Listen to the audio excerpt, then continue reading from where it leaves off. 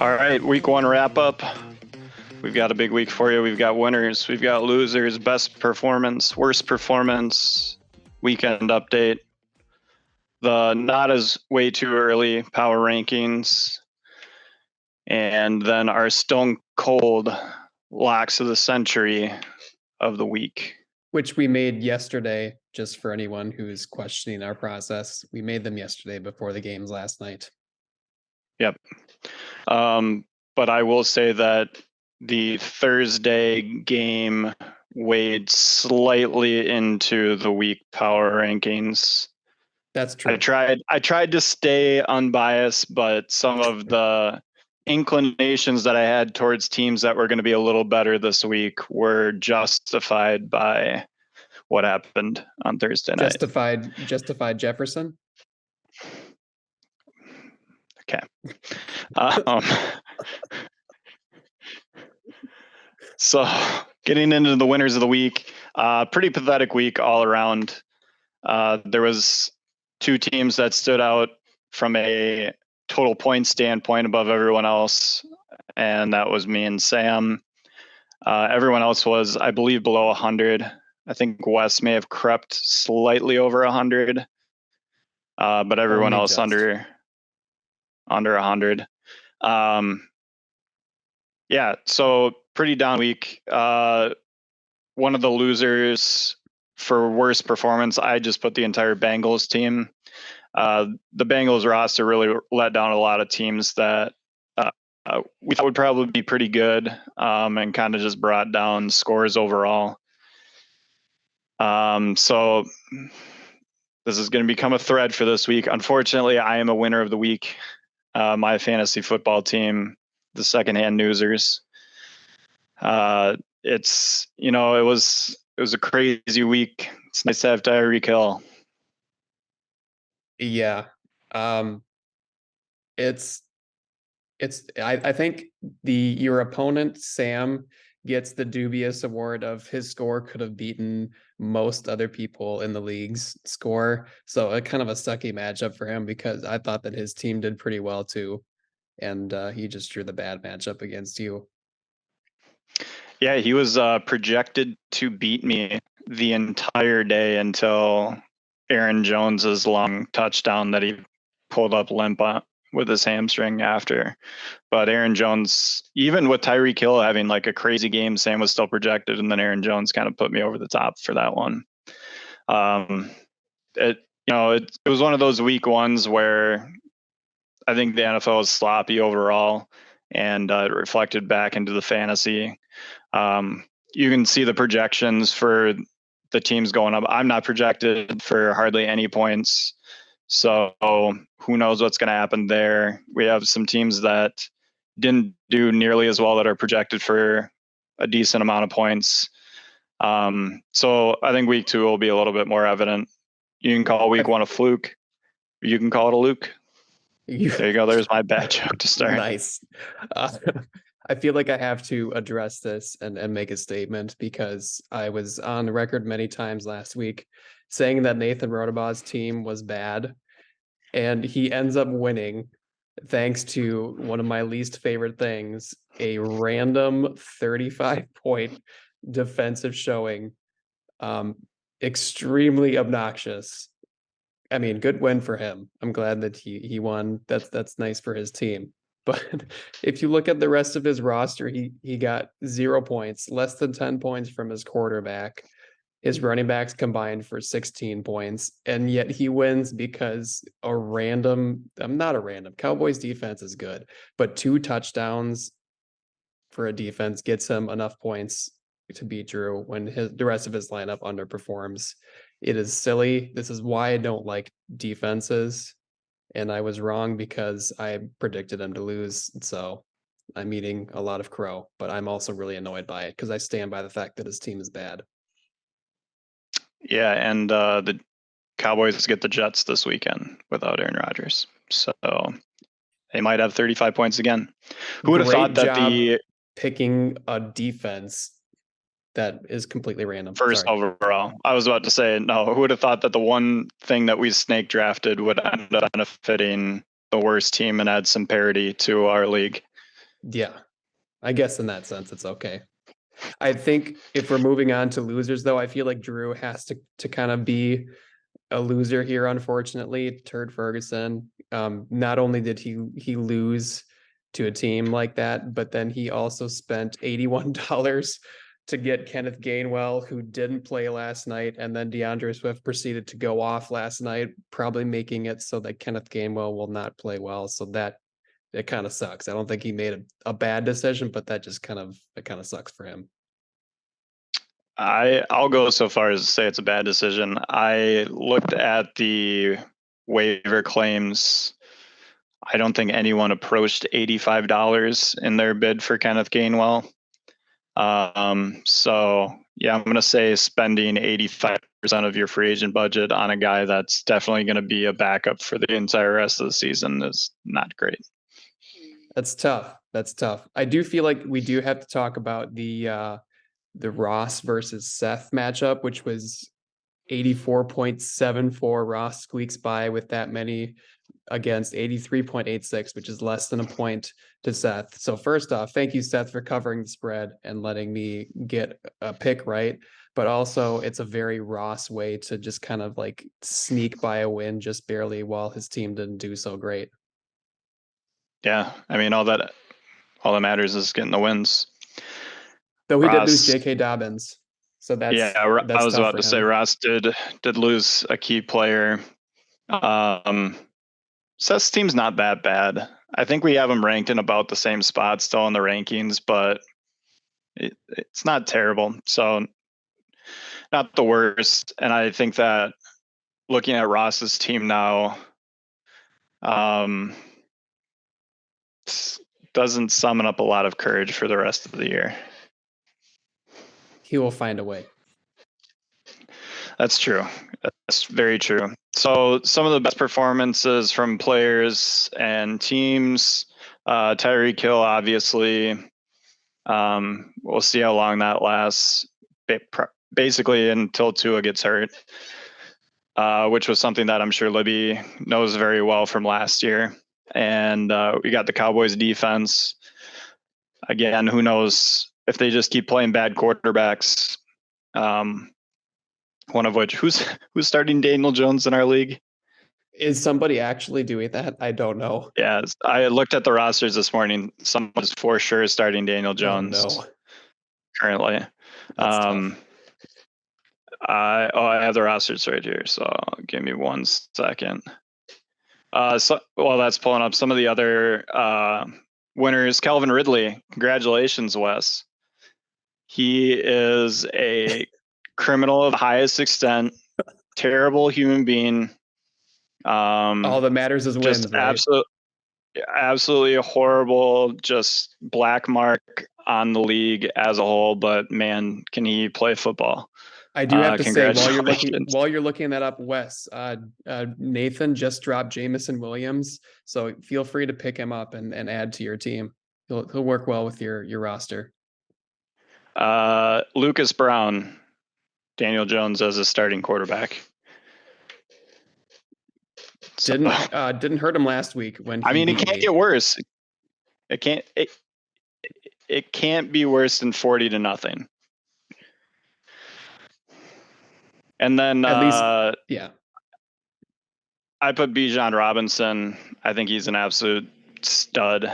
It's too bad that Tyler Algier is backing him up and stealing carries and stuff like that. But if we're going to look at Bijan versus Gibbs, like Bijan definitely got way more work. Gibbs looks, and I'm pretty sure they were, I mean, relatively close in the dollar amount. I'm sure Bijan went for like 10, 15 more, but Yeah, I mean that could be a week one overreaction, but I could say you could give the award to the Atlanta running backs because Algier was good. They're like this year's version of Zeke Elliott and Tony Pollard when Zeke was actually good, when you could start both confidently. And I think Wes yeah. actually, or somebody has both of them, unless I'm thinking of a different league. And I'll tell you what, you definitely don't want any of Atlanta's pass catchers that aren't running backs because I started Drake London in one of my other leagues. Bagel. Not. Yeah. Desmond Ritter. not a great quarterback. He's good at handing off the ball, and I think that's probably all he's going to do.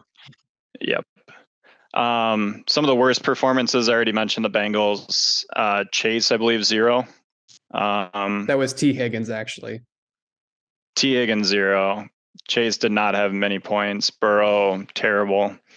And then Justin Fields, I had the great fortune of watching that game because they were playing the Packers. Justin Fields is terrible. He's awful.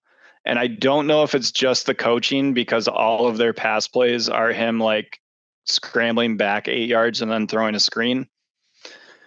But like, unless he's doing a like version where he's like Vince from Friday Night Lights, and the entire offense is him just like getting snaps, spinning around in circles, and then running for touchdowns, and everyone being like, Coach Taylor, what an incredible coach. Justin Fields is just bad. I mean, he might be decent in fantasy going forward, whatever, but he's not a good quarterback. I take back all the praise that I gave him at the end of last season, just because he basically got Sam into the playoffs. But Justin Fields is terrible. He's a good runner. It's pretty much all you can say. Yeah, he wasn't even good at running in college. It makes no sense. He defies all logic, and the Bears defy all logic as to like what to do to make their team any better. But I hope that Khalil Herbert keeps getting carries, because he's on one of my other fantasy teams, so I enjoy him. I think did you have any other worst performers that you want to? I just have to add it because I have to be like the down on my luck Vikings fan today, but I kept Alexander Mattison, and he's like, the Vikings don't have a run game. They just simply don't. He's getting the same amount of, he got 8 touches last night. So it's basically like Dalvin Cook's in the lineup and Alex is the number 2, but he's actually the number 1 and he's getting number 2 touches. And I'm annoyed by that. It's pretty I'm bad. sure it's been said all the time, but it's crazy how much he looks like Dalvin Cook on the field. He actually, like, it looks like the Vikings didn't change running backs at all. And it's just like, why is Dalvin Cook bad now? It didn't make it on one of my weekend update articles, but he actually admitted to doing that on purpose.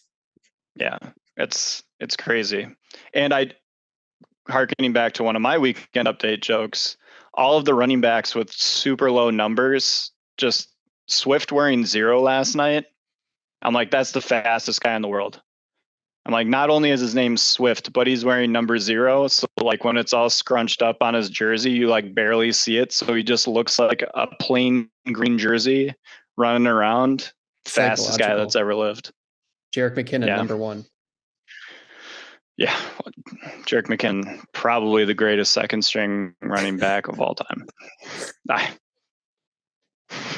He's incredible.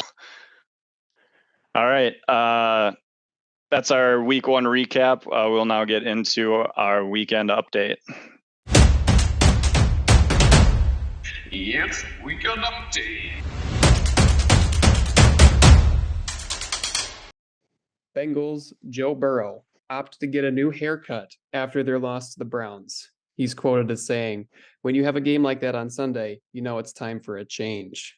And I'm sure this is something that we can all relate to. When the Browns get the better of us in our lives, you know that it's time for a cleanse. Ooh, all right. Poop joke. All right. This one comes from the frozen tundra of Minnesota field. Justin Jefferson becomes the NFL's fastest to 5,000 receiving yards. Last night, star Vikings receiver Justin Jefferson became the fastest receiver in NFL history to gain 5,000 receiving yards. Jefferson hit the milestone during a 4-yard reception late in the second quarter to convert to 3rd and 1, putting him at 5,002 yards.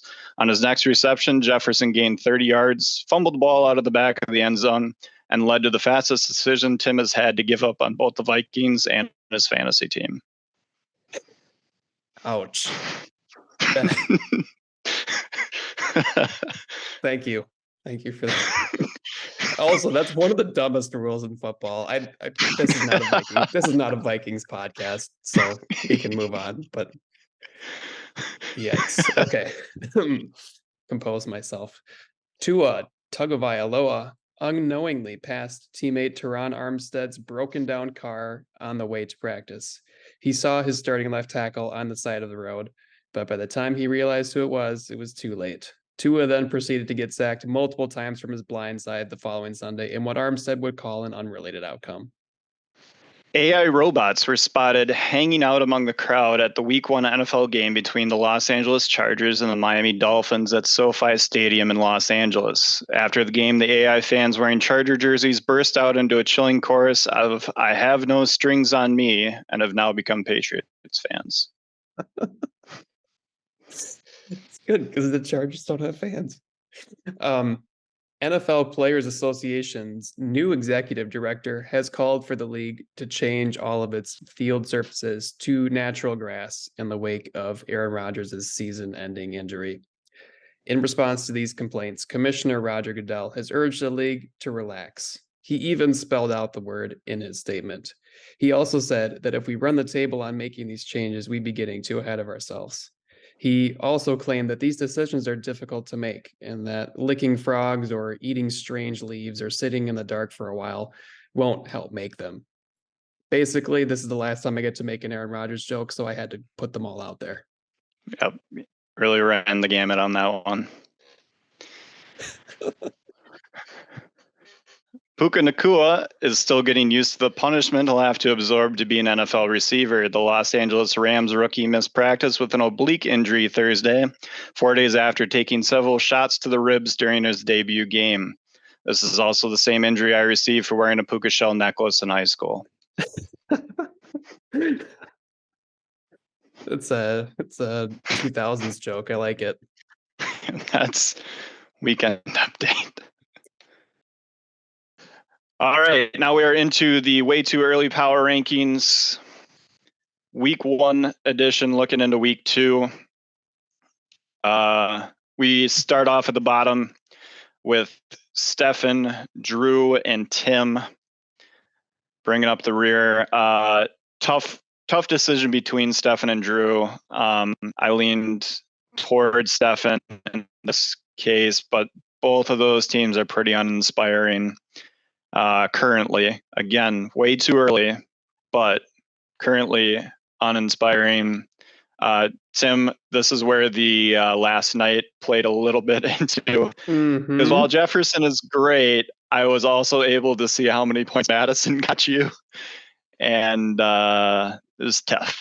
It's not good. Here I thought that I was going to be stealing him by only paying like $10 to keep him, I think, but I should have just not. It's bad. And then Hawkinson stealing all of the passing touchdowns in the red zone is gonna be the bane of your Justin Jefferson ownership. Just think I was this close to a Justin Jefferson touchdown too, but I don't want to go down that road again.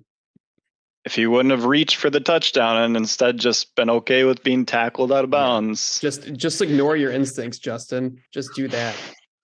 Oh, okay. Also, this is a good time for me to bring up, what is that facial hair that he has glued to his face? Because TJ? Or Justin, because he does not have red hair. Yes, but his beard is red. I need to. He's up there all-time worst facial hair guy I've seen in a long time. It's real bad. He's 24 years old, so let's just say that. But also, I feel like I need to investigate some local media in the Minneapolis area and see if I can get some answers for you on that, because it is strange. Unless he dyes it. I mean, and is he going Baker Mayfield? He's in a lot of commercials. Just saying. Oof. A lot of commercials. Our next 3, 4, let's get all the way down to 4 here. Because again, the middle, who cares? You're in the middle. You're probably either going to end up at the bottom or at the top. Seth, Nathan jumping to 8, huge jump. Defense. Lucas, yeah, Lucas, Tom, Ross, and Libby getting us to number 4. Tom had the lowest score last week, but was heavily influenced by bad Bengals. Yep. So I was unwilling to drop him for that, but has put himself in quite the week 1 hole. Only 78 points for. That's tough, especially if we're getting down to that last playoff spot and you haven't put up a ton of points. I think his team's good enough to rebound from that. Libby has a very solid team. Had an argument to go into the top 3, especially if you look at the results from last night. Yes. So another I were to have fully weighted that probably, but I did not. So our top 3 currently stands as Wes,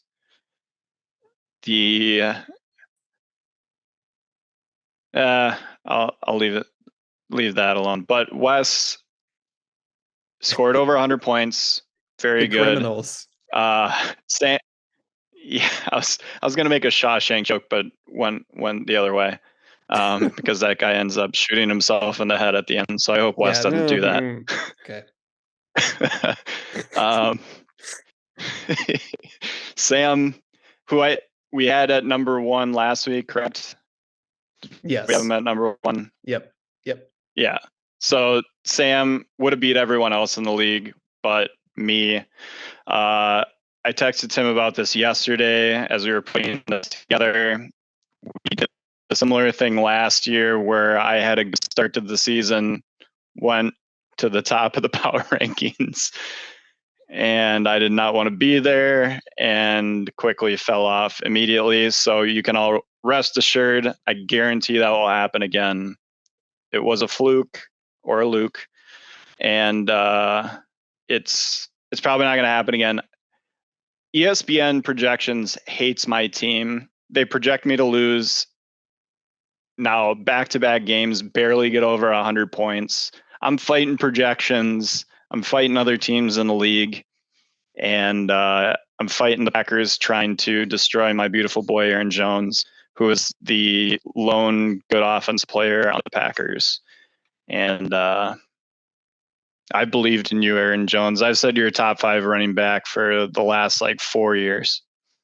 Right now, you've got the number 1 running back in Aaron Jones, number 1 wide receiver in Tyreek Hill, number 2 Jets defense. So hey, great job, picking from your list of defenses. I can't believe how you knew that was going to happen. That's crazy. And then number 4 quarterback Anthony Richardson, who is not hurt. So I think that helps. Not hurt yet. Not hurt yet. I have invested way too much into him, but he looked solid, so I'm pretty happy with that. I have Tyreek Hill. I got him for cheap. I didn't want to say it after the draft and just keep calling my number as I had the best draft pick. I'll say it now after week 1. I had the best draft pick. It's Tyreek Hill for $62. Give me a break. Nobody would bid him up. Even after it finally went through, I forget if it was Libby or someone else yelled out whoa, how did that happen? I got the Ross. Whoa. Yeah, you got the there you go, everybody. Tyreek Hill. I dumped Justin Jefferson. I said, hey, we had a nice thing going last year. Beautiful time.